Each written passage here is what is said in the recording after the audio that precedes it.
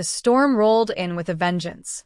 Sheets of rain lashed the rooftops of Fair Hollow Crest, a pristine suburban neighborhood built for comfort, but not for resilience. Wind howled through the streets like a warning, and lightning carved jagged scars into the night sky. From the second-floor window of my home on Sycamore Lane, I watched it all unfold with detached calm. While the neighbors scrambled to secure trash bins and patio furniture, I sipped black coffee and monitored the grid on my tablet. The lights flickered once, then again, and then, just as I was checking the emergency load settings, my house went completely dark. Not from the storm, from sabotage. The solar backup should have kicked in instantly, but it didn't. I blinked at the tablet screen, now glowing red with an alert. Primary grid disconnected. Manual override detected. I stood still for a moment, processing the message. Manual override? Someone had physically shut off the power. During a Category 3 storm. I grabbed a flashlight, threw on a raincoat, and stepped into the deluge. Rain pelted my face in cold, angry drops as I rounded the corner to the utility box behind my house. My boots sank into mud, and my breath came out in bursts of fog. But none of that mattered when I saw the seal. A red plastic tag looped around the breaker handle. A soggy slip of paper flapped beside it. Notice of noncompliance. Unauthorized backup energy system. Stamped in the bottom corner was the HOA's emblem, and scribbled above it in firm, vindictive penmanship. Authorized by Linda Harrow, HOA President. Of course, Linda Harrow, the queen of Fair Hollow's Homeowners Association. For 2 years, she'd been a thorn in my side, citing me for everything from excessively modern mailbox design to improper curtain uniformity. She called my solar panel installation visual pollution and once accused my EV charging station of violating the neighborhood aesthetic. But this wasn't about community standards. This was about control. And cutting a homeowner's power during a declared weather emergency? That wasn't just petty. It was dangerous. I snapped a photo of the notice, carefully removed the seal without disturbing evidence, and flipped the switch back. The lights returned instantly, my systems humming back to life like obedient soldiers. Still, the damage wasn't physical. It was personal. Linda had declared war. Back inside, I stripped off the soaked raincoat and sat at the kitchen table, the wind still howling outside. My fingers tapped against the tablet as I pulled up Fair Hollow's utility contract, signed 5 years ago with Sierra Grid Energy Services. My company. Linda didn't know that, of course. She probably assumed I was some mid-level technician with a tech hobby and a rebellious streak. She had no clue that I founded Sierra Grid, grew it from a 2-man startup into the state's third-largest independent utility provider, or that her entire neighborhood ran on my grid. She thought she was teaching me a lesson, but she just handed me the ammunition I needed. I made one call, to Jeremy, my VP of Operations. Run a silent audit on Fair Hollow Crest, I said. Full diagnostic. I want logs, usage data, grid access history, and anything that looks even remotely like tampering. You got it, he replied. Everything okay? They cut my power in the middle of a storm, I said flatly, because of an HOA violation notice. They what? Just give me the data, I said. Tonight. As I hung up, thunder cracked outside like a war drum. I leaned back in my chair and looked out at the neighborhood cloaked in shadows. My house alone shimmered in warm yellow light, a lighthouse in a sea of darkened windows. Linda had made her move. She thought this was about a solar system or a breaker box. She had no idea she'd just picked a fight with the man who powered her entire kingdom. And now it was my turn to flip the switch. By morning, the storm had passed, but the tension in Fair Hollow Crest had only thickened. The sky had cleared to a crisp gray, the streets still damp, and the scent of ozone lingered in the air. All down the block, residents stood on their porches, bundled in robes and jackets, grumbling over dead thermostats and cold coffee pots. The entire subdivision sat dark, except for one house. Mine. My windows glowed a calm amber, porch light unwavering, HVAC humming in the background like a steady heartbeat. It wasn't subtle. I didn't want subtle. I wanted visible. Neighbors glanced my way with a mix of curiosity and envy, unsure how my home had power when theirs didn't. A few waved. One old-timer down the street gave me a conspiratorial thumbs up. I returned the gesture with a nod and a half-smile. Then I heard the clack of cheap heels on wet pavement. Linda Harrow was coming. Flanked by 2 HOA board members, she marched up my driveway like she was serving a warrant. Clipboard in hand, pressed khaki slacks, and that same tightly wound bun that looked like it had never known wind. I stepped out to meet her, tablet tucked under my arm. "Mr. Easton," she said, all frost and authority. "You are in direct violation of Fair Hollow Crest HOA bylaws, Section 12.4.4, Unauthorized Energy System Use. We issued a notice. You chose to ignore it." I raised an eyebrow. "You mean the illegal notice you attached while trespassing on my property? During a storm? That one?" She didn't blink. "The system you installed lacks aesthetic approval and was not cleared by the board." Approval was never required. The installation followed county guidelines and state law. Your opinion of its aesthetic is irrelevant. She ignored the rebuttal, flipping a page. "The HOA reserves the right to enforce community standards. You've set a dangerous precedent. Residents can't go rogue with unsanctioned utilities." I leaned in slightly, voice low but firm. "You cut my power in a life-threatening storm. That's not enforcement. That's reckless endangerment." A flicker of unease passed across her face, but she recovered quickly. "The board acted within its rights. If you continue to flaunt your noncompliance, we'll be forced to escalate. Legal action, if necessary." I smiled. "Good. I look forward to discovery." She opened her mouth to respond, but the sprinklers kicked on. I hadn't planned it, but I didn't stop it either. Jets of cold water arced upward and soaked the board members instantly. Linda shrieked, stumbling backward off the walkway, soaked from blazer to loafers. Her clipboard hit the concrete with a wet slap. "Have a nice day," I said, walking back inside as the neighbors watched, some chuckling, some outright laughing. But this wasn't about a petty splash. Inside, I opened the audit Jeremy had completed overnight. My team had dug deep into access logs, breaker box histories, even municipal permits. The data didn't lie. The HOA's maintenance subcontractor, working under Linda's orders, had manually shut off the service to my line using emergency override access, an access point that required coordination with Sierra Grid. Only a handful of people outside the company had that level of authorization, and none of them were supposed to. But they'd found a way in. Linda had crossed a line. She thought the HOA was untouchable, that the bylaws made her queen of a private little kingdom. But what she didn't understand was this. She didn't own the wires. She didn't own the grid. And she sure as hell didn't own me. I reviewed Sierra Grid's utility contract with the Fair Hollow HOA. 5 years ago, they negotiated a sweetheart deal for bundled service, guaranteed rates, neighborhood-wide support, exclusive service privileges. But it was up for renewal in 2 months. A window was opening, and I intended to walk through it. I began drafting a letter to the board, formal notification of an internal investigation, citing breach of ethical partnership, unauthorized tampering, and multiple safety violations. I attached photographic evidence, system logs, and a copy of my permit approvals.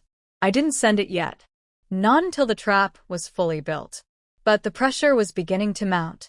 By that evening, rumors were spreading like wildfire. I overheard neighbors murmuring at mailboxes, speculating on power outages, Linda's drenched confrontation, and the tech guy on Sycamore Lane, who somehow still had lights. I didn't need to defend myself. Fair Hollow Crest was already beginning to turn against her. And that was before I even flipped the next switch. Linda struck back faster than I expected. 2 days after the sprinkler incident, a city inspector arrived unannounced. Middle-aged, clipboard in hand, clearly uncomfortable in his role as pawn. He introduced himself as Kevin Marsh from the Department of Code Enforcement and asked to inspect my home's solar installation for potential violations. "Complaints were filed," he said, eyeing the array on my roof. I ushered him inside, calm, and professional. File away. You'll find everything in order. Permits are posted on the wall in the garage. System specs are in the binder on the table. County certified. State approved. To his credit, Kevin was thorough but fair. An hour later, he gave a faint nod. Looks clean, he muttered. No grounds for citation. Mind telling me who filed the complaint? I asked, though I already knew. He sighed. I can't disclose that officially. But unofficially, I've had 6 reports in 2 days. All from the same address. Let me guess, 41 Cypress Drive? Kevin gave me a tired smile. That's the one. Linda. Desperation was seeping through the cracks of her iron control. The power imbalance had begun to shift, and she could feel it. But instead of backing down, she doubled down. And that was her mistake. Because while she threw paperwork and petty inspections at me, I had been busy preparing something she wouldn't see coming. The audit. Sierra Grid's internal team had compiled a meticulous breakdown of HOA activity tied to utility access and financial operations. What they found didn't just confirm wrongdoing, it uncovered rot. Over $200,000 in HOA funds misallocated over 3 years. Bogus landscaping contracts that looped through LLCs registered to Linda's nephew. Phantom maintenance invoices. Beautification projects that didn't exist. All approved and signed by Linda and her inner circle. I had more than enough to bury her. So I planned a neighborhood meeting, no flashy flyers, no official HOA endorsement. Just a casual invite delivered through the community app and a few word-of-mouth conversations.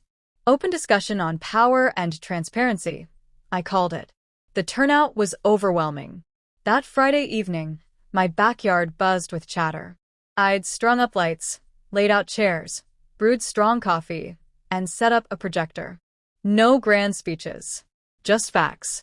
When Linda arrived, uninvited but defiant, I didn't stop her.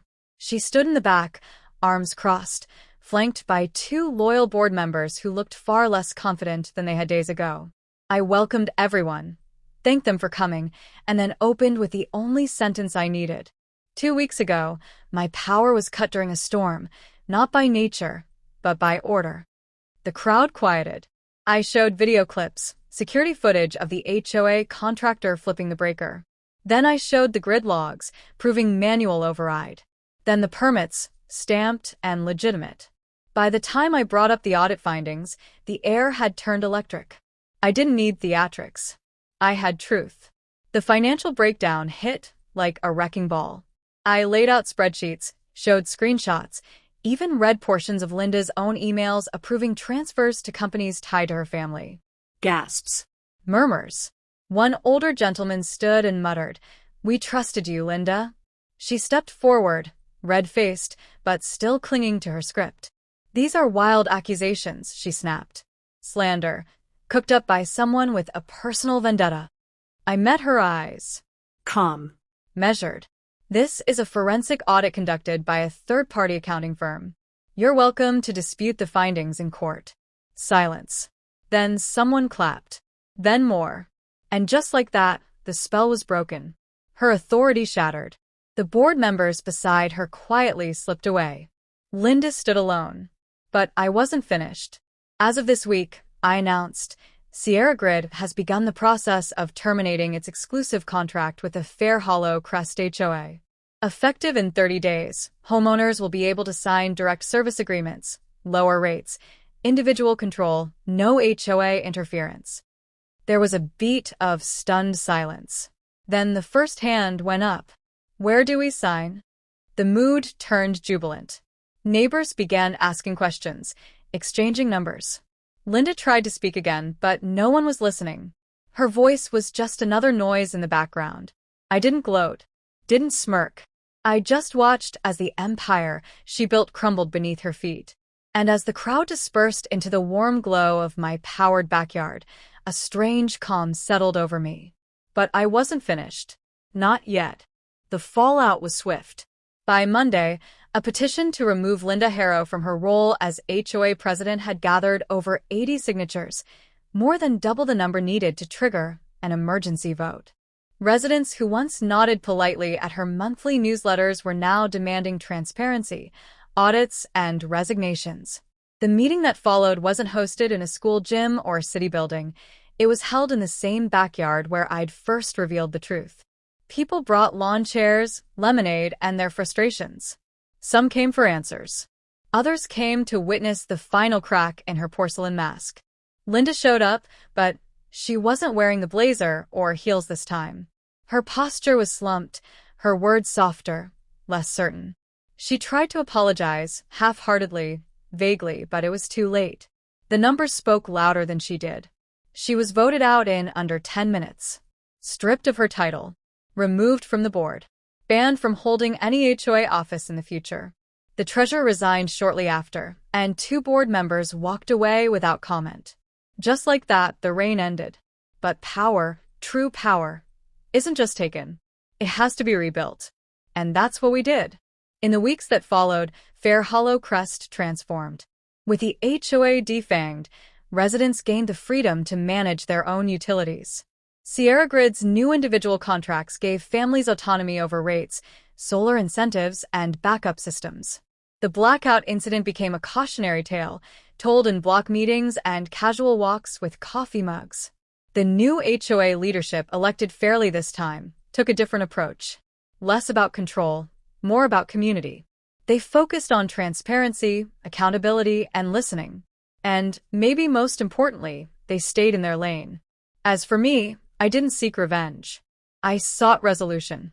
I donated Sierra Grid's legal fees from the HOA audit back into the neighborhood, specifically to fund the installation of backup generators at the 2 senior living homes in the area. Quiet, clean systems that could run for days in any weather. I didn't want credit. I wanted safety. And maybe a little peace. Still, word of what happened traveled far beyond Fair Hollow. Industry partners started calling. A few journalists sniffed around for interviews. One headline in a regional magazine read, "The tech CEO who beat the HOA at its own game." I didn't grant interviews, but I kept the clipping. One morning, maybe a month later, I saw Linda again. She was walking alone, no clipboard, no entourage, just a canvas grocery bag slung over one shoulder. She paused when she saw me outside, trimming the hedges. For a second, she looked like she might just keep walking. But she didn't. She stopped. "I was wrong," she said, voice barely audible over the rustling trees. "About all of it." I met her eyes. There was no venom in them. Just fatigue. I didn't say anything. "I thought I was keeping things in order," she continued. "Protecting the neighborhood. But I lost track of people." "Order isn't control," I said gently. "And protection isn't power." She nodded, took a breath, and gave a small, sad smile. "You didn't have to go easy on me." "I didn't," I replied. We stood in silence for a moment longer. Then she walked away, disappearing around the bend of Cypress Drive. That was the last time I saw her. And that was fine by me. Fair Hollow Crest moved on. New residents came. The old ones adapted. We still had block parties, still argued over mailbox colors and holiday lights, but now it felt like a neighborhood again. A real one. One where no one got left in the dark. As for me, I kept my systems running, kept my lights on, and kept to myself for the most part. People waved more. They asked for energy tips, invited me to cookouts. Not because they feared me, but because they knew me now. Not just as the guy with the power company, but as their neighbor. And that was worth more than flipping any switch.